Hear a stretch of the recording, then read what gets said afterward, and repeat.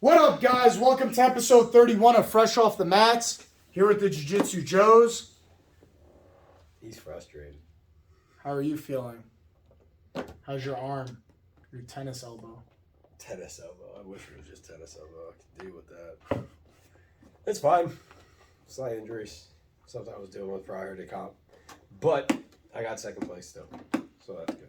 And That's I good. beat a dude 15-0, so that made me feel it was good to end it off of that. Oh, yeah, man. It was a good comp overall. It was a lot of fun. I I'm enjoyed super it. proud of everybody. That venue's better for spectators for sure, I think. It's better for spectators because that venue is very cone shaped. It goes up like this and as it's opposed nice, to so- being fanned out. Where When it's just like a stadium where you're just stacked up. when it's fanned out, it's harder to see. But this one, it doesn't go wide; it just goes up like this. Yeah. Like So- even when you had the overhead, like be able to get the pictures and videos from overhead, that was nice. Dude, it was a good event overall. Second place, dude. My first match, dude. I think that's the best competition match that I ever had in my life. Was that first match? I lost my second match, guillotine, and yeah. But that first match, I feel like that was my best performance ever out of comp. Yeah. Dude, everything was just smooth and bang, bang, bang, and go, go, go. Everything just was going perfect. My takedowns were sharp. Everything just felt really good in that match. So, I can't wait to, see, Jiu-Jitsu World League's official video of it because, I think it was one of my best, competition roles ever. That's honestly how I felt for this competition for myself. Is went out in gi, I got caught. I mean, like I said, I wasn't expecting a teep choke. Literally the only person that's ever hit me with a teep choke here is Travis. Outside of that, I've never been hit by teep chokes. No one ever gets them usually. Yeah. So when the guy in my second gi match to fight for first, it was like a shock. I knew a teep was coming, but the way he also set it up, he was smart. Because most guys, when they set up the teep choke, they'll adjust their legs and then they'll try to grab you. He grabbed first, kept me down, and then shot his legs up super high and was able to get it, which was smart on his end. Because right after, I was like, bro, I knew it was coming, but I wasn't ready for it. Because I thought he was going to undo the triangle and I was going to pop his legs off immediately. So he played it very, very well. But overall, me listening to the coach, I had Brian for the first one and then Fabio for my no-gi stuff. It was clear as day. I was hearing everyone. I was focused on the fight, but also very aware of everything else. On. Yeah, so to me, this was the best comp overall. Outside, if I didn't have this injury, I think I would have been golden and I lost without being hurt in gi, but just overall performance wise, isn't that now I'm one of those getting into my motion now. It was one of those comps that even though I didn't win or place, I'm happy with the performance of the comp. It's not so much the winning or the place. It was that first match. I was like, dude, everything was just on point. My getting attacked, arm locks and stuff, defending it, getting guillotine because the first guy tried to guillotine me as well, and able to defend. Everything just went so smooth and just fell into place right. I was like, man, this was a really solid performance. It is different for you now too. You're a black belt, so you're fighting black belts. You don't know how long they've been black belts. Oh yeah. It works like that for everyone's belt. Yeah. You don't know how long they've been a blue outside of white belt. Even then, some white belts. I'll never forget my first guy I fought as a white belt. He's like, well, I've been a white belt for 4.5 years. Dog, what? How is that possible? It's what do you mean, bro? For 4.5 years. 4.5. That's longer than I've still been training. I have still not even hit 4.5 years of training. Oh yeah. That man was a white belt that long. Dude, and it just clicked. It was one of those matches where I was like, man, everything just clicked and went so smooth. And then of course I lose my next match, guillotine to the one of the brothers, oh my god, I'm gonna butcher the last name. Moncasino brothers. I don't know. I didn't see him. They've been black belts for years, dude. Oh, but really? that's why every time I face that guy, he always has my number, always gets me and stuff. It just is what it is. There's always someone out there with more knowledge, more time, kicks your ass more. I'm okay with that. The guy's super nice and what was going on? So there was a point in your competition. Because we were just sitting around waiting, and I saw you guys all grouped up. It looked like you guys were talking about something. Did something go on your mats? Because I saw one of the guys you competed against, and then he was talking and you looked pissed. I don't know what was happening. I wasn't pissed. I was just hanging out because one of the match, I think it was the match after I won my first match. Yeah. The second match happened in the division. I think it was the third. Who was the guy you slammed in the wall? I saw that part happen. Oh, yeah. Well, that was off one of the takedowns. So, like, I got the first takedown on him. I was like, oh. We scrambled. He gets back up, and I shoot him for another takedown, and I'm driving, and I slammed him right where the mat goes off the mat. And because we were the last mat, the wall was there. So it was like wall, a little bit of walkway, and then there. So I didn't slam him into the wall. I slammed him right where the mat meets the floor. So I wasn't sure if I slammed him on the ground. The ref obviously called stop when I finished the takedown. So I was like, hey, man, are you okay? Like, you good? He's like, yeah, I'm good. Let's keep going. I was like, all right. That was my first match. I won that one. The second one happened. Everything was fine. I think in the third match of my bracket, there was some discrepancy on the points and, like, who won. So, like, there was, like, a bunch of, like, bullshit going on. I just stay out of it. Whenever I see, like, stuff going on, I just stay in my zone and, like, I just stay out of it. They ironed it out. Everything, whatever, was fine. The division went on. And, yeah, man, it was good overall. Like I said, even though I didn't place, I'm happy with that first performance and stuff. Obviously, I got to fix some things from, like, the second one. Yeah. But that first performance, I was just like, wow. Like, everything, like, you know me. Yeah. For me, takedowns are very hard for me. Like, I struggle finishing takedowns. I struggle getting takedowns. And just to know that, like, the little things I've been working on, like, they hit. Like, the takedowns were sharp. Everything was crisp. Like, it made me feel good that, like, all this work that's been putting in, like, it showed out there. Like, hey, look, all this stuff is going super well. So that was one of the things I was happy about with my guard passings, because a lot of guys, they see me, and I play guard a lot. But I also guard pass a lot. So I like to say that my game is very fluid. Like, when, like, Brian and I were talking right before I was going on, and he goes, so what's your plan? You pulling guard? You taking down? I was like, I don't have a plan. I was like, I do both. I honestly can say confidently I do play both sides of guard playing and guard passing. And so it was funny because one of the guy who's dominating Guy, every single person he was guard pulling on. He was a taller guy. He was the tallest guy in our division. So every single person he's pulling guard on. He would sit immediately and just pull guard, lasso everyone, gripping on legs and stuff like that, and just making grips, pulling guard, and then controlling the fight from there. And so I was like, all right, I bet. Like, if you're going to do that, like, I can pass. Yeah. And the one thing that pissed me off is the dude has a head of dreads. Like, I'm saying full head. And there was one time I passed, I knee cut through, because in the beginning, it was funny too. We go, and so as I go and try to shoot, just to keep control of him, he sits immediately. So right there, I back up, and now I'm staring at him, seeing where his game is going to be, how he's going to play. He literally gets his knees up, like, to his elbows. And I was like, all right, so you're really not trying to let me do anything here. He wants grips. So I step in like I normally do, let him open up. Right once he opens up, I shoot for a knee cut. Right once I do that, I do the normal, plant the hand, and I go to shoot. Right once I shoot, and I'm already on the other side. I'm past his guard, but I can't solidify, because right once I do this to get under his head, my hand is jamming into his dreads. I was so mad, bro. So next time... Bro, next time, you know what you do? You grab those fucking dreads, So that's where I was like... Bro, it's not my... If you have long hair like this, and I go thick, here... Bro, if my hands grip and they grab your hair, that's on you, dude. You chose to have long hair. That's where, like, at first, and this is my fault, so... I think the match could have gone differently? Sure. Like, I'm not going to sit here and say, like, oh, if I got that, it would have been so different. No, but like, it's weird because, like, you're trying to not be a dick. That's what it was. I didn't want to be an asshole, shove, because I could have easily grabbed and then sat there and be like, fine, if I can get past it, if I can't grab the back of your head, I'm gonna weave my fingers into the dread and I'm just gonna clamp down and I'm gonna use that as the grip to pull through. And I'm not even trying to grab there. I was trying to get to the shoulder, so me jamming through, I was like, fuck, man. But like I was saying, I was very happy because to watch everyone struggle with this guy. And I passed guard easy. Like, I was literally, like, right once I was able to go through, which I don't know who his coach was, but trying to call stalling on me. Because he pulls guard, so obviously I have to now initiate. That's fine. I'm initiating. But he would go make a grip, I'd pull away. Right? You can't listen to what the other... I wasn't listening, but when I heard it, I was like, fuck it. Like, literally, you could see it in my face. I was like, what the fuck, What are you talking about? Because then he goes and grabs my pants again. Right once he grabs my pants. Luckily, we just went over those drills that Fabio had us do. It was fresh in my head. Because remember, I asked you, like... It was fresh off the bat. Shut the fuck up. But, you know, when I asked you that question, like, when you hook my leg the way you kept doing it on those drills, how do I get out? And you were like, you have to spin and pull. Yeah.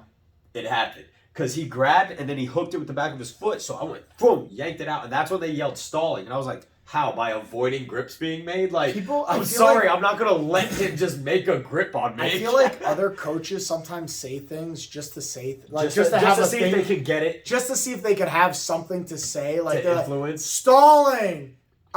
This reaping. Like, they just throw out terminology sometimes just to throw a thing out. Because I was so confused. I was like, how am I? I'm actively trying to pass, but he's making grips, and I'm not letting the grips be made. Like, that's the point of jiu-jitsu is I make grips, you don't make grips on me. But either way, I made it past, and that's what made me feel good. Even Brian was just like, dude, you're the only guy. The whole division, no one was able to get past him. He would lasso everyone, hook their legs, control the whole fight from there. Yeah. With me, he was defending up until I got stuck, and I shouldn't have focused. I should have gotten away, which is the lesson I learned from coming back. Either that or I should have just dug under. But right once I passed, I was like, now he's working. Yeah. Everyone else, he was in full control. Here, you can see he got stressed. He's like, oh, fuck. Like, now I have to defend. I have to be able to stop and let this guy get back in a guard or in a situation he has to defend. So overall, like, this comp, I felt I'm just still in the beginning of my jiu-jitsu career, so I don't want to say, like, my game. But, like, where I'm at now, I felt like that was a very solid performance on my end in the sense that I was able to get past guard. I was able to work. I was able to do what I wanted. That's what it was. Like, dude, like, I'm honest with myself. If I feel like I perform like shit, then I'll be like, I perform like shit. Like, you know what I mean? Like, and there's been comps where I'm just like, bro, I did not feel well. I did not feel on point. Just get your ass handed to you. Just get your ass handed. I don't know what it is, but this comp, like, I don't know. Everything was, like, sharp, in the zone. I was a little bummed out that they had no gi opponents for me. Like, they told me, like, we'll give you a credit for the next comp because nobody signed up for the gi in my weight class at black belt. So I was like, okay. And the only other black belts they had were, like, guys who were, like, 170, and I wasn't. Oh, yeah, no. Because that's... There's no way. So, like, especially for them, like, that's going to be a tough fight for them. Yeah, so I told them, I was like, all right, fine, just give me a credit for the next one, not a big deal. And so, bro, I just had basically my division for no-gi, and like I said, that first match, dude, I don't know what it was. I don't know. Everything just clicked, and everything was like, wow, oh my God, all the practice of working with takedowns, all the stuff, working with guard pass, all the stuff. Bro, when you're in their guard and they wrap your arm and they go for this straight arm lock, defending that straight arm lock, like, super smooth. Everything was just super on point. So I was happy off that first performance that, like, even though I got caught, I got guillotined in the second one. The guy is way better than me. Like, it's gonna take me years to get to that level. Like, the guy's just a badass. Where you feel like when you feel that difference, it's such a difference. Honestly, it's like if me and you faced at a comp and you lost, and you're like, bro, I'm not gonna way more. Yeah, I'm not gonna sit here and be like, God, I should have had him. Like, no, it's one of those things where, like, I could tell he's just so far advanced from me, and I'm not there yet. So, like, I'm okay with that. Like, I lost, not a big deal. That first performance, though, was like, I needed that. That was like my, oh my God, like, things are fitting together. Yeah. It's not this doom and gloom, and, like, it just, I don't know. It was just a good match that I needed those takedowns to work sharp. And the fact that I got 2 of them, I was like, everything just moved that's perfectly. Good. That's like, definitely good. It solidified that the first one was not just he got a takedown and, like, whatever. Shows like, no, like, I'm like, my takedowns that I've been working on, like, it's actually coming together really well. So I was super happy with that. But yeah, man, it was a good comp overall. Kids did really well. I'm proud of all the kids. Adults did real well. I'm proud of all of them. And now, bro, we just move on to the next one. Now, up until June 1st, my schedule is fucking crazy. I have the Miami Open for IBJJF. Oh, yeah, that's what, next week? That's 2 weeks. That's in 2 weeks, yeah. Then May 20th, which is like 3 weeks after that, May 20th is back in Orlando for Jiu-Jitsu World League American Cup. And then May 3rd. We got 4 weeks right now. Yeah. Then May 31st and June 1st, me and Fabio are flying out to Long Beach, California to do the North American Championship for IBJJF. What? So it's literally, it comes out to, like, a competition every 2 weeks for the next 2 months. That's competition season. That's how that works. Yeah, bro. And then after that, I'm going to take a little bit of time, like maybe a week or two. Just to like August? Yeah, because then August is the next big one, right? The end of August. Does August have 30 or 31? I don't know. Like, the end of, people do this whole trick thing. I don't know what that is. The end of August into September, like, it goes into the 1st and 2nd of September. It's like a 3-day, 4-day.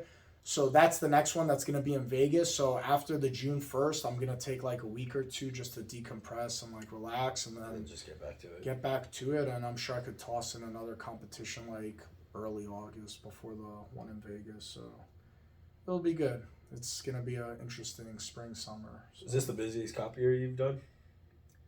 No, I think when I was like towards the end of my blue belt into my purple belt, I think I was competing like even like more, where it was like every 2 weeks was a comp. God damn! So, but you were doing like all the tiny ones then too. Yeah. Right? Oh yeah. I was doing Naga, okay. New Breed. There was Copa America. I don't even know if that one's still around anymore. I've never heard of I was like just going and doing comps and stuff, but like this is close to it. It's feeling very reminiscent of that. It's a little different though at black belt, huh? Way different, dude. Way different. Way different. The skill level is way more.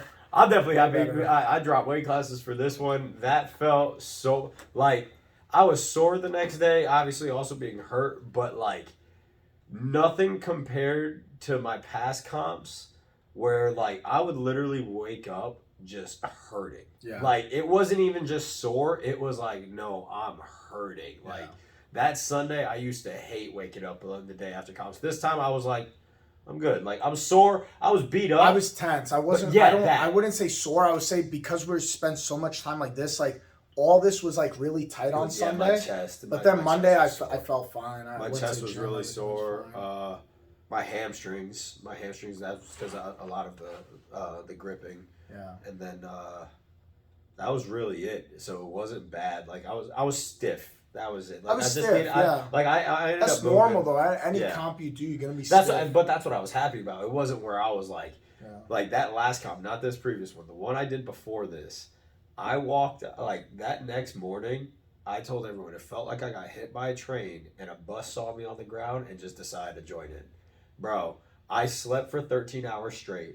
Benji said he slept for like. I think he said something like 14 hours the next matches. Yeah. I didn't know that dude went through the ringer, bro. For his second comp, that man fought 7 times. He did extremely well. I'm proud of that kid, dude. Yeah, it's awesome. And so that's also the great thing is I'm noticing that the competition team here is really growing, which is awesome. Yeah. Because I'll never forget when I first signed up with you guys, there was like 4 of us. Yeah, it was like the same 2, 3, 4 guys going to compete, and that was it. But now I think people are starting to get like more. Oh, I like this feeling. I like it. It's just because it's a different feeling. That's what I tell everyone, especially when they first sign up. Like one, get the comp. I tell everyone, even if you're just going to want to be a hobbyist, get a comp in because just to see if you like it. If this addiction feeling takes over, for and me, like, wow, I love this feeling. It's not even the addiction of comp. I tell people who are going to do it for a hobby. At the end of the day, this is a martial art. Doing a competition is the closest you're going to get to an actual fight. Yeah. Granted, yes, there's the rule settings and like you having to follow the rules of what jiu-jitsu has, so there's no striking and stuff like that. But it's in the aspect that you are fighting a complete stranger. That guy wants to win. Like, so that adrenaline dump that you're going to randomly get, it's going to get you the closest to really experience what jiu-jitsu is supposed to be for, which is to defend yourself. Because like what everyone says, how many guys do we have that just did their first comp? And they're like, the adrenaline took over. Like you don't feel your arms anymore. This is for anyone who's listening. Like if you first sign up for a competition, you jump into jiu-jitsu, when you go, that adrenaline takes away your arms. Something in it makes your arms useless. Because when you're doing jiu-jitsu here, like with your team, we know each other. We know, all this stuff. You feel comfortable. You're able to like settle down and just relax. The guys aren't going to keep pressuring you when you're stressed out. Yeah, but when you go to a competition, it's this new feeling of, okay, now I'm going against this person I do not know. All this built up emotion. Bro, I'll never forget, like, my first couple of comps, my hands going numb. Dude. I'd make a grip, and, like, my hands would go numb. And they wouldn't work, bro. Yeah. Like, you can't feel anything. And it's a crazy feeling. But let me tell you, when you get comfortable with this feeling, bro, there's that's why I tell everyone, like, bro, compete once or twice in your belt. Because, one, I also like it. I love competing, not in just the aspect that it's a competition, but in the aspect that, to me, it gives you a good range of where you're at belt level. Now, you could have an off day when you go compete, right? But that's also where self-awareness comes in. If you went in and you felt tip-top shape and felt great, but then you got just annihilated your first round, it might be a wake-up call, be like, hey, I need to change my training a bit, right? But if you go in, but that's where I'm getting at is it gives you that level of where you're at in jiu-jitsu, kind of. Yeah. It's like, okay, at my white belts, I survived against the white belts. I'm good. Like I gave either you gave them a fight, whether you win or lost. Did I give up a good fight? Yeah. Or was it just did I get destroyed, fucking 30-0, and the guy was just I was a play toy with him? Because now it's a wake up call. Like, all right, maybe I need to work on a bunch of stuff. Bro, it's honestly it's the best feeling in the world. Like when people ask me like, what's it like to compete? I'm like, bro, this shit is like such an adrenaline pump through your body, and like you like it's just weird. Like you could feel like banged up and sore leading into a comp, and comp day comes, and like I guess from the adrenaline pumping, bro, everything that this is sore, this is bothering me, this is bothering me, everything goes away the second you step on those mats, and it's like, let's go, it's go time, and you slap bump, and it's like, man, this feeling, the rush, I cannot explain it. Like I don't know. I think we've talked about before. I've never done hardcore drugs. I've tried pot a couple of times, but I can only correlate that it must feel like doing hardcore drugs, like that high euphoric feeling that drug addicts have. This gotta be that kind of feeling because you feel such a like euphoria, like oh my god, like I'm doing it, and like when you go out there, it's gotta be like doing hardcore drugs, man. It's got to be so similar to that. And I was talking to the other competitors that I was competing against. It's because I also go there. I'm real chill. Like there's some competitors who like want to be angry. They want to like put on this persona that fuck everyone else. Like no, I'm there smiling. Dude, bro, I have my headphones. They were playing Queen. They were playing Queen. Like bro, the whole album. Like, dude, and I was sitting there like I was singing and dancing. I was bouncing up and down. The ref smiling. All my opponents are like. Just mad and I'm serious. Just like, nah, dude. I started breaking the ice with all of them, like sitting there being mad serious. I was like, no, I'm going to talk to everyone. Because, like, to me, again, none of us are getting paid here. So I don't know. We're there to compete, but I'm also there to have fun, too. Like, so this is how I break the ice with my competitors, like when we're all waiting and stuff. I'm like, man, I can't wait to go eat, guys. Like you know what I mean? Just a stupid line like just that. Something like that, man. I'm hungry as hell, dude. And like then the guy's like, oh, okay, like yeah, me too, man. I can't wait to eat after. I'm like, dude, I'm gonna get pizza after this. I don't know about you guys. Like I try to just make it chill because like this whole like we gotta go out there and be like, I'm like, who's getting paid here? Yeah, like, are you getting paid? You getting paid? No, we all paid to be here actually. So yeah, we paid to be. I'm gonna enjoy it. That's how I see it. I paid to be here. I'm gonna have fun, man. Yeah, I'm gonna have a blast. Now, and I tell them all too, because like my first comp, not my first comp, the second guy I fought, the dude with the dreads. When we went up against each other, I was laughing and joking with him prior. I was like, man, you're doing great. Like you're killing it out here. I like your game. Blah blah blah. We're talking. When we go out there, my persona does change. You can see it in all my videos. I go out, I smile, I shake hands with the ref, but it's like right once I slap bump, I back up, boom, game change. It's a game change. Now I'm fighting. But then the second we're done, literally right once the ref calls the match or I finish this up, I'm back to smiling again. I'm like, all right, cool. Like we did it, we did our thing. Like I'm here to have fun, but I never understand it when people do. I don't know if people think it like. I don't know if people think like, oh, it makes me harder. Like you know what I mean? This like. Oh, I'm so hard. I think they try to put an intimidating factor into like to their other competitors. To the other competitor, like, I don't know. Oh, I'm this hard ass. Like, I'm going to be mad. Because I'll sit here and joke with you, and I don't care. You can try to stonewall me, bro. I'm gonna break it down eventually. Because I'm not gonna fucking stop talking, man. I'm there. I'm there for hours, hungry as hell, competing. I'm gonna have fun, and we're gonna chat. You can try to hate me. You can walk away, bro. You can go somewhere else and be mad, but you're not gonna be mad around me. And the thing is, I don't hate anybody in the community. So like. I want to be friends with everybody, even the people I compete against. I have no hate to the guys that invited me to their gym. They were like, bro, whenever you're out here in Miami, come on through. That's how I like to see it. You're going to have some friends, bro. In the jiu-jitsu community, there's only two guys that I hate, and this is because of previous things that happened in the past and stuff and like shitty things they did outside the realm of jiu-jitsu.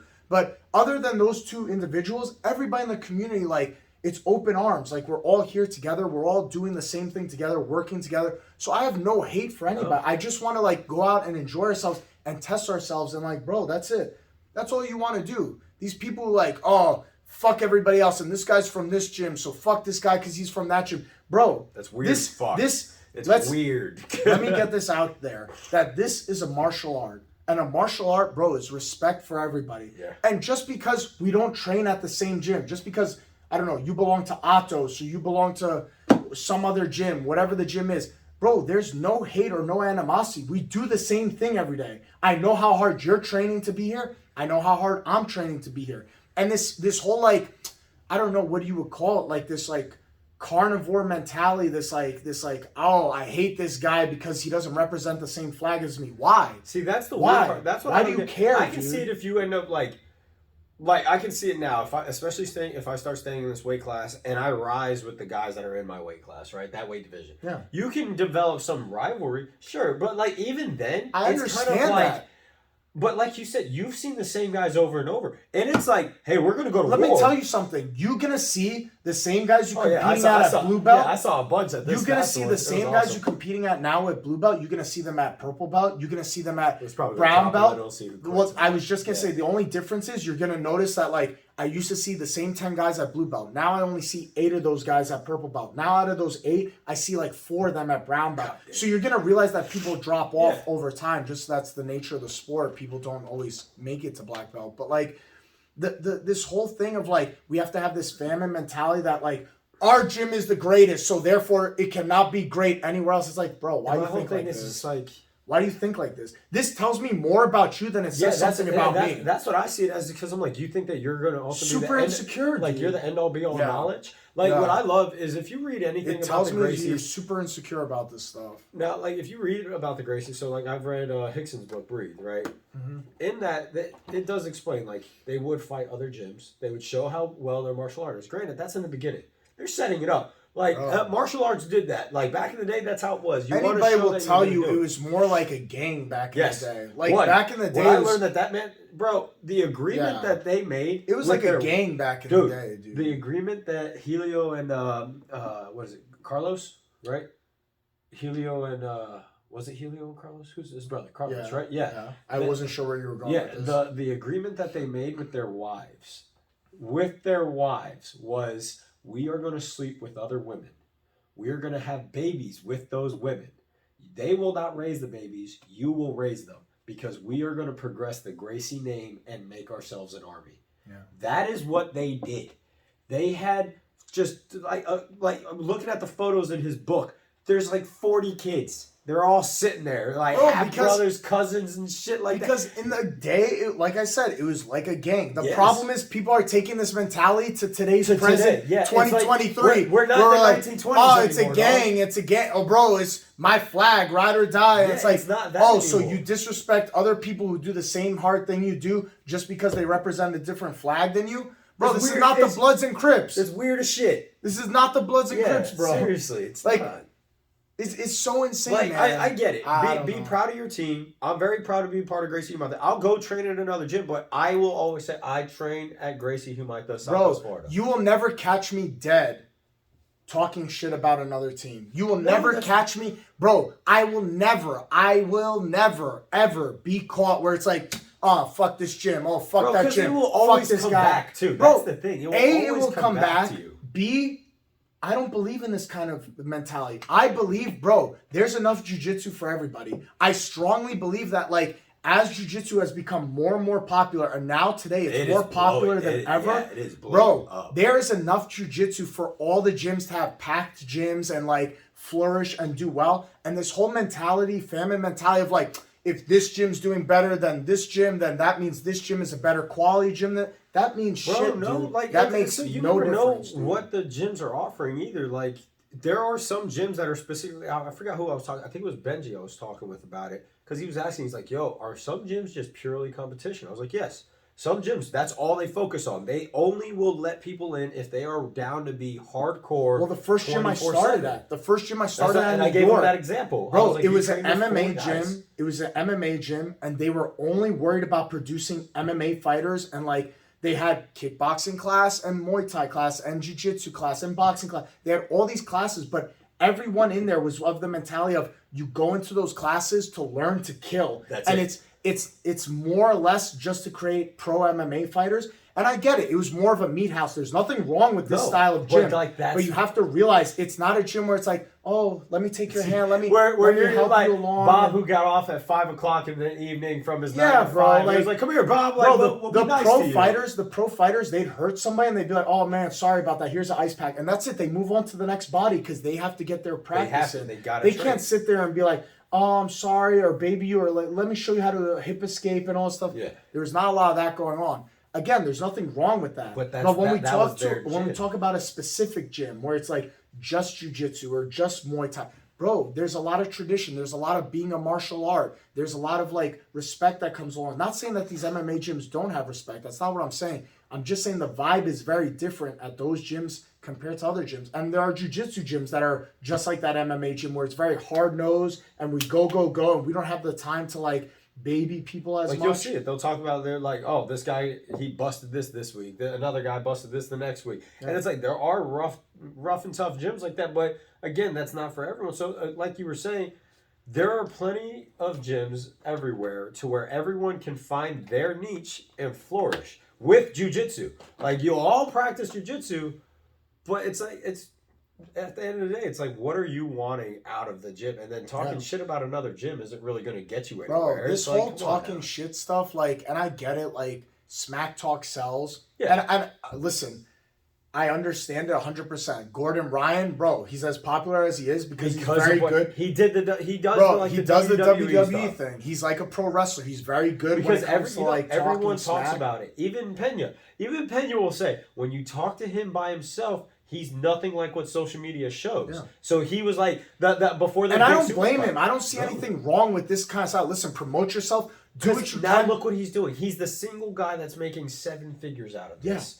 And like, you could play a character. He's playing a character. I don't see anything wrong with that. But when people are dumb enough to not realize it, like, he's clearly playing a character. He's not that guy in real life. Because you see everyone else talk about him, where they have even his opponents, when they talk to him by himself, they're like, he's a cool dude. Like, he's a nice guy. He's a chill man. Yeah. But it's like, he's promoting. It's what he has to do. So it's like this... But the problem is people see that guy and then they associate that with everybody in the sport. And it's like, oh, this guy's this way. Clearly he must be like this. And it's like, bro, you don't know me. How are you going to make judgment calls about me or you or this gym or that gym? You don't know these people. Like, come on, just come. You don't know these people. It's so weird. Like, bro, you got to put this shit aside and just be like, I need to get to know these people before I make these judgment calls. I don't judge anybody, bro. It was actually a good conversation I was having with one of the competitors, and it kind of put things in a better, like, and I was already in a good perspective about things, but like my end goal is like, I would love to have my own gym, right? I'll be able to run it, have my own students, teach guys and all that. Dude, and that's the hope for us, is that one day we get you to a level where like Mario opens his own gym, Benji opens his own gym, Keith opens his own gym. Bro, that's what we want. It's for everybody. It's to spread out for everybody. Yeah. If your goal is to hold your students back and not let them live their lives or pursue this road this way, maybe your goal isn't to own a gym. Maybe Keith's dream is to not own his own gym. But if he wants to own his own gym one day, I'm not going to be like, oh, he's going to leave my gym and go open his own. What kind of shit is that? Bro, go, fly. Because it'll do nothing but spread it. And then like what we always say is like, what does Fabio say? I'd rather make friends than make money. And he's like, bro, both of you guys are able to travel basically throughout the states and have a place to go stay, have a place to go train. We could go to New York. We could go to Philly. We could go to California. We could go to Vegas. We could go to Michigan. We could go to... That's amazing. We could go to so many places. We could go to Hawaii. We could go to so many places in the United States. And if we need a place to stay, we know somebody who's a friend in that state. We could stay with them. Not saying that we can't get our own hotel, but we could have friends there that you can a place to train and a home base there. But dude... this like mentality of like looking at jiu-jitsu as a business, I think is completely wrong. And maybe that makes me a bad business owner. And I'm okay to take that like negative like comment towards me. We're like, bro, that's not how you run a business. That's not how you operate a business. That's not how you optimize a business. But let me tell you something. That our mentality, me and Fabio's mentality of like having friends over money and choosing friendship over business, I think is a little bit due to our success because how many businesses can you know that have been around for 9 years, going on 10 years? That is a very successful time frame for a business. Very successful. And this all stemmed from this mentality of we don't look at this as a business first. We look at this as a friendship martial art community first. Now, this doesn't mean business don't get ran as a business, though. No, we still pay our bills. We run things as a business. But you can't see other businesses that have been around. How many other places have... in 10 years, I've seen so many gyms pop up, close down, pop up, close down, pop up, close down. And whether it's let me get as much money as possible, right? Yeah, whether it's a CrossFit you're gym, just a number, an MMA gym, whether it's a whatever type of gym, doesn't matter what it is. But when you prioritize it to be a business first, you give off this weird vibe of coldness of like, it's business first. Oh, You know how many people have came in, they're like, listen, man, I can't pay my membership this month. Like, things are tight at home. Bro, not a problem. I'll pause your membership. Okay, I'll see you next month. No. Come You train. come, you still come to train. You pay us when you have the money to pay us. You still come train during this month. And that just builds nothing but loyalty. This builds loyalty. This builds a friendship. This builds a bond that in my lowest moment, when I didn't have enough money to pay you guys, you still allowed me to come train. Yeah. And then when I got on my feet, I was able to come train again and pay you guys appropriately. And people appreciate this kindness.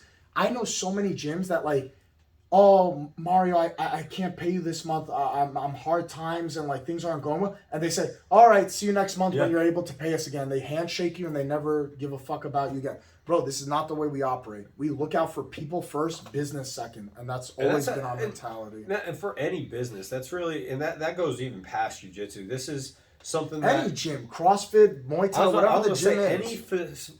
Any organization like it. So like one of the biggest ones. So First Form, right? I support these guys like crazy. It's a great supplement company, great brand. I love their company. But one of the things that they like, the owner has always talked about, the guy who started it, is that he's just like, no, we build friendships first. Yeah. Because what are friends going to do? Oh, they're going to bring their friends in. They'll always back you. They will always, no matter what happens. I guarantee, just like what happened when you needed to tear down the walls. How many guys showed up? Bro, when we needed to tear down these walls, we had 15, 20 people. Me and Fabio were like, how are we going to get this done in one weekend by ourselves? We had 15, 20 people. Friday, Saturday, Sunday, and Monday. 4 days. On their we days had 20 off, people. Days that they have work, stuff like that. Sunday, Saturday, when people are out with their families, we had people knocking down walls, helping us to get this community going. Why? Because the previous 7 years prior to that, we took care of our family first. And then it kicks back. And bro, companies like this, First Form, where they show that they have a care for their people first, and the product is just a side effect of it. Yeah, it's the product is the product. Yeah. But it's like, no, like one of the things, what am I always telling you when it comes to ordering stuff? Like, hey man, don't just order everything. Like, I don't want, like, if you want to, by all means, do it. It's your money. But it's like, no, let's get you what you need first. It's how I approach all my clients, and it's one of the biggest things that they, as a company, push. But you know what this says to me as a consumer? It says, bro, they're not trying to like, hey, you gotta buy this, and if you buy this, you should also get this, and hey, if you get this at a discount, you're just saying, no, maybe you don't need this right now. Let's start with just this and this and see how it goes. This says to me, okay, I'm not being ripped off. B, they actually care about what my goals are and where I want to be. And this is a huge, huge thing that is lost nowadays because people are so money hungry and wanting to sell that they don't see the long-term effects of, okay, let me just get this guy what he needs now. And maybe down the road, I could show him this and show him this. And it's not even that. It's not even maybe not him. But he's going to be like, hey, man, they took really good care of me. Yeah. Hey, here's my friend and that friend. And it's something. Bro, go to Mario because he gets you exactly what you need. Hey, are you not sleeping well? Take this. Yeah. Do you need help with your supplementation, vitamin D? Here, take this. Whatever the case may be. And you bring in more people that way. People know. People inherently people will always know if they're getting ripped off. Always. These typical sales ploys, people know when they're being fucked over. Like, when you go to a car salesman, yes. The second you step into a car salesman, you know every little thing that they're saying. You can feel it. It's literally that weird. It's disgusting. Yeah, it's like you're just like, you're trying to take my money, dude. Like, come on. You're trying to squeeze the most out of me when it shouldn't be that way. It should be like, let me get what I can out of him, what he needs. And over the long term, this is going to be a repeat customer. You're going to make this person happy. My last experience buying my car is I told my wife, and my wife was with me. She was like, when I sell this car, I'm coming here. Yeah. Because the guy, he took great care of it. One, got hella discounts on the thing. They boosted everything we needed. I have this car for 10 years, 100K warranty on everything on that car. Yeah. Everything literally in that. And that came out with no cost to me at all. And it all came from the salesman. And he wasn't trying to push it. He was just like, bro, I'm trying to save you guys money, get you a good car, trade yours in. He's like, I get a deal no matter what. He was like, I'm already getting my commission. Bro. And so my wife right there, she was just like, when I'm selling this car, I'm going to come here. You want to keep your clientele happy. And what I learned in business is this is the most optimal way to run a business is to keep them happy. Bro, we could easily charge $150, $200 a membership. And we could squeeze every nickel and dime out of people. But does it make them happy? Does it like, oh my God, man, it's so hard to keep doing this? No. Bro, I'd rather keep you for 10 years down the road. I'd rather get you to a black belt down the road. And that's also and we only charge you $80, $100. And like, yes, is it bad for us as the business wise? Yeah, I guess it doesn't fall into your typical business plan. But keeping these people long term and keeping them happy and making these connections over time is way more important and to us. It helps in many ways, man. Like, that's the thing too, is people will see it just as the single monetary value. Yeah. It's like, yeah, but what about the connections that person has? Yeah. Does this person, what if their business, are you able to trade businesses? Are you guys able to barter your skills together? Yep. All right. Bro, you know how many people that, like, I'm not going to name names, but, like, they're an electrician and they've done so much work for us. And we're like, bro, your membership is covered. And they're like, what? And I'm like, bro, because I know if I ever need your help for, like, the lights or something blows out, I know you have our back the same way you had our back. And that back shock in the factor day. is also what's amazing, because that shock factor to them, they were like, I'm doing this out of the goodness of me. And then they get reciprocated again.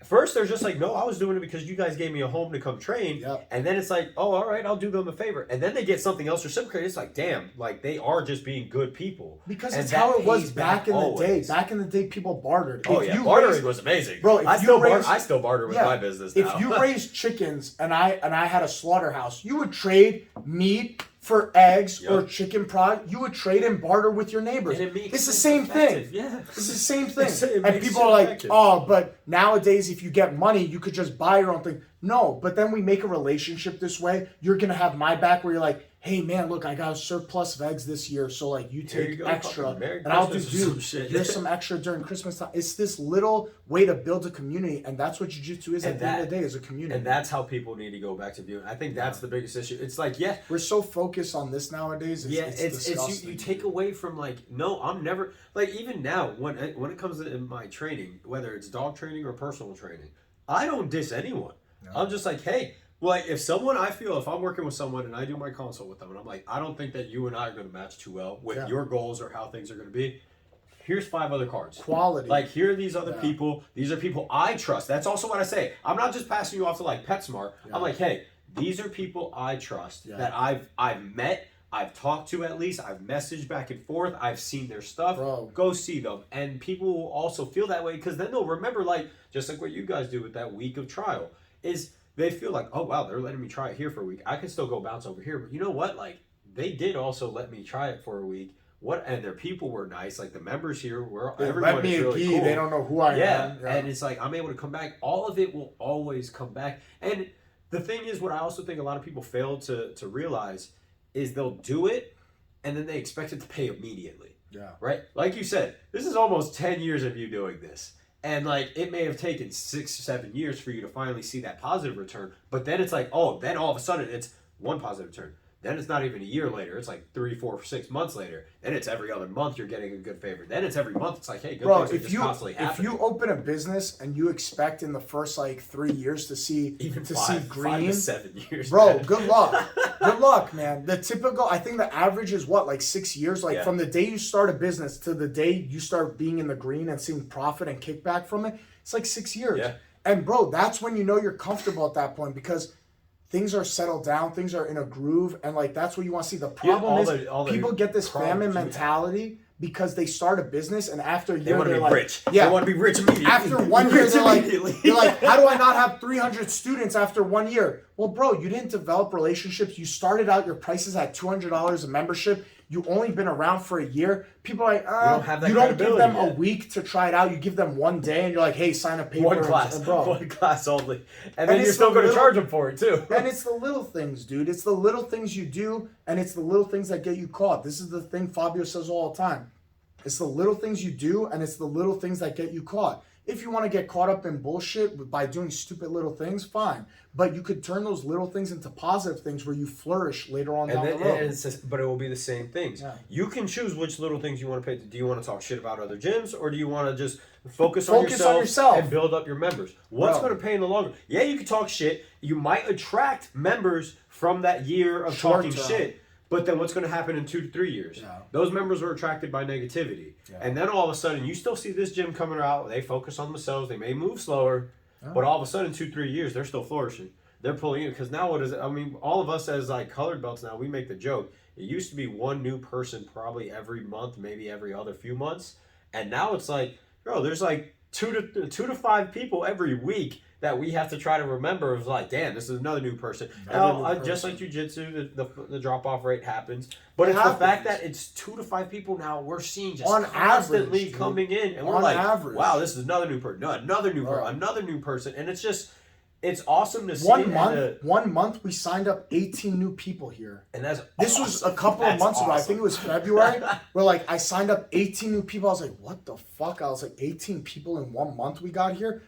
This is an anomaly, okay. But then the following month we signed up like 15 people. So a little bit of a drop off, but it was a lot more people. I'm like, elevated. I'm like, what's happening? Like, and of course, then you have the months where like, man, maybe you only sign up like 3 people, 4 people. But the average over time is way higher than where it used to be. And that's, again, where a lot of businesses, I think, they fail, is they try to look at it month by month. It's like, no. Well, they come out with numbers. How many places, they're like, last year we did in February 20,000. This year we need to do 25,000. And then the following February, they're like, well, last year we did 25. We have to do 30. If you have this mentality of every year it has to get better and better, at some point you're going to reach a plateau. It's not going to be like, oh, this, then this, then it's this, like, and this. And there's certain company sizes where you can kind of pull it. But then there's also that aspect where it's like, all right, but how are you doing it? Like, is the growing happening naturally, or is it because you're paying for things? Can you cut back on certain stuff? And it's like one of the best advices I got when it came to running, like how my contracting and business runs with dog training and stuff.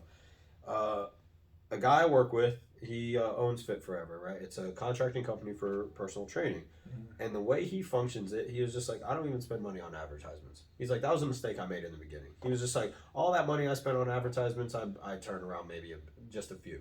You know what he started doing? He's like, I went to all these places in person that I wanted to gain. I went there in person, introduced myself, explained who I am, talked to them in person, left a good impression, came back, gave them a few free trials of my classes, of my trainers. After that, he was just like, I started turning real big profits and I didn't even have to spend any money. Exactly. He was just like, all it took was me building, again, a personal relationship and obviously delivering a good product. You can't just build a relationship and then have a shit product, right? Yeah. Good products will always, that's going to be the finalization. But everything else prior is what's really going to build the business. It's just like, do they like you? Can they talk with you? Is there a relationship that can actually be built? Do they actually care, or are they just trying to sell you? Because you can also feel like if someone's probably playing like the 21 question game with you, like, oh, so that pretty nice day out today, right? Oh, can you stand on the dotted line? It means nothing. But it's just like, hey, man, so how's your family been? Oh, so how many kids you got? All right, cool. He's like, oh, I got kids of my own. You start having this conversation or something like that. You start sharing something. Build that relationship, then it's just going to do nothing but progress. This personal connection thing is an art that's been lost. Like now, everything is so automated nowadays. Bro, you call up, and we're so distant because of our phones. You never have to call up. You call up a number, and you can't get a hang of a person. You got to go through 7 different lines of press 1 for press 2, press 3. And I appreciate those companies that you call them up and a person picks up. Phone. Like, oh my God, this is amazing. I could just get this done in 5 minutes and not have to go through all these loopholes. It's great. It's also one of the biggest reasons why, like, as me as a business, I run consults and I tell them, it's like, because I don't want to just talk to you over the phone. Yeah. I want to meet you. I want you to meet me, because that's going to be the finalization, really. Is like, that is what, that person-to-person contact is what matters. It's like, anyone can look at prices on a website. But when you meet me, are you going to think that's what's worth it? Yep. Like, that's what matters. And it's really, it comes down to jiu-jitsu gyms. It comes down to personal training. It's in life. It's just in life in general. You have to focus on other people, man. Guys, we'll see you next week for episode 32 of Fresh Off the Mats. Remember to like, comment, subscribe. If you guys have any questions as well that you want to submit, you want us to talk about, ask Google. Ask Google. Yeah, we'll be Google for you, though. Later, guys.